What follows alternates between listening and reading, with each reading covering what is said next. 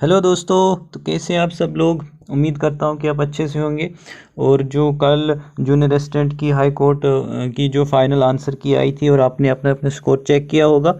ज़्यादा कुछ नहीं उधर था चेक करने के लिए। जम्मू डिवीज़न वालों की अगर बात करेंगे तो उनको एक ही क्वेश्चन मिला वापस, जो उसको हम देखेंगे कि वो क्वेश्चन कौन सा है। तो वो क्वेश्चन, ये जो क्वेश्चन था प्रीपोंड्रेंस, इसको बच्चों ने ऑलरेडी काउंट किया था क्योंकि उनको पता था इसका डोमिनेंस ही आएगा। पहले डोमिनेटिंग दिया था तो ज़्यादा चेंजेस नहीं आएगा जम्मू डिवीज़न वालों के लिए। तो अगर कश्मीर डिवीज़न वालों की बात करेंगे, और हाँ एक बात और, जिन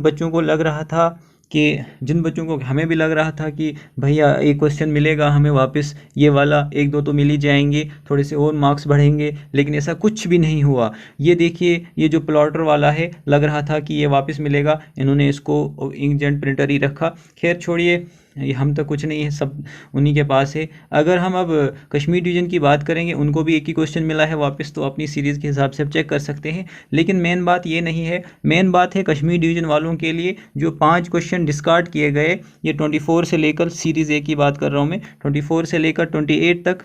सबसे पहले हम इन क्वेश्चन को देखेंगे, ये क्वेश्चंस कौन से हैं। तो मैंने यहाँ पे सीरीज़ ए के कुछ क्वेश्चन लाए हैं जिन्होंने इनको डिस्कार्ड किया है। तो वो क्वेश्चन अगर देखा जाए तो यहाँ पे देखिए आप, सीरीज़ ए में 24 से लेकर, ये क्वेश्चन मुझे भी समझ नहीं आए, आपको आए होंगे तो आपने अच्छे किए होंगे।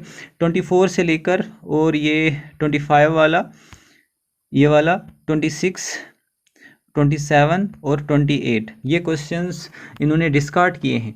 अब देखिए, मेन बात ये है कि इससे क्या कोई चेंजेस आएगी कश्मीर डिवीज़न वालों के लिए जिन्होंने पेपर दिया होगा। सपोज़ चेंजेस कुछ नहीं आएंगी। देखिए, ये जो 5 क्वेश्चन मिले हैं ना आप लोगों को जो पहले आंसर की आई थी, तब आपने इनको इंक्लूड किया था क्योंकि आपने मतलब आप इंग्लिश का पेपर दे रहे हो तो आपने इनमें से तो कुछ किए ही होंगे। सपोज़ आपने इसमें से सिर्फ 4 किए और पहले आंसर की के हिसाब से वो ठीक हैं, पहले आंसर की हिसाब से वो ठीक है। एक गलत हुआ, आपको एक गलत हुआ या एक आपने छोड़ दिया, तो वो 1 नंबर आपको अभी मिलेगा।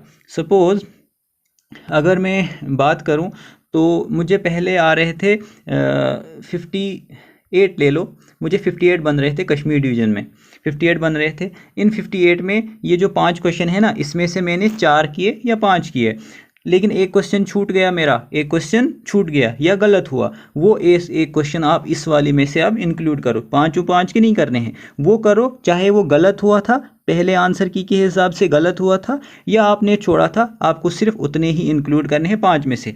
समझ आए इतनी बात। और फिर रही बात, अगर किसी ने 5 के 5 फर्स्ट आंसर की के हिसाब से ठीक किए थे, तब आपने अपने मार्क्स में जब आपने इनको काउंट किया था तब आपने इंक्लूड इनको किया था। अभी इंक्लूड करने की कोई ज़रूरत नहीं है।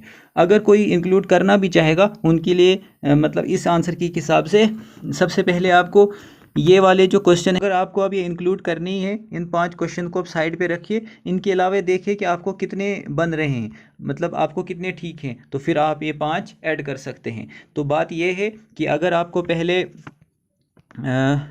55 में से या 60 में से एक दो गलत थे, या आप इन 5 में से छोड़े थे, तो अब वो 2 आपको मिलेंगे, 5 के 5 नहीं मिलेंगे। तो बस यही बात है कि जो भी ये पेपर हुआ, इसमें जो भी मतलब क्वेश्चन जिसने छोड़े थे या जिसने गलत किए थे, सिर्फ उनको मिलेंगे। तो ये 5 के 5 क्वेश्चन, इससे ज़्यादा इम्पैक्ट नहीं पड़ेगा क्योंकि ये उनको मिलेंगे जो 30 या 40s में होंगे, तो उनको क्या पता उन्होंने छोड़े होंगे या उनको नहीं आ रहे थे या उन्होंने गलत किए होंगे। तो जो पढ़ा लिखा बच्चा होता है उसने अपने दिमाग से सही किए होंगे। जो पहले फर्स्ट आंसर की के हिसाब से देखें, उसमें से 3-4 तो उसने ठीक किए ही होंगे। अगर एक छोड़ा भी होगा या एक गलत हुआ होगा, तो वो एक अब इस आंसर की के हिसाब से आप इंक्लूड कर सकते हैं। मतलब आपको 59 बन रहे थे, तो आप एक और जो आप इन 5 में से आपने ये छोड़ा था एक क्वेश्चन फर्स्ट आंसर की के हिसाब से या गलत था, तो अभी इस आंसर की के हिसाब से आप जोड़ के तो आपको 60 बनेंगे। 1-2 मार्क्स का होगा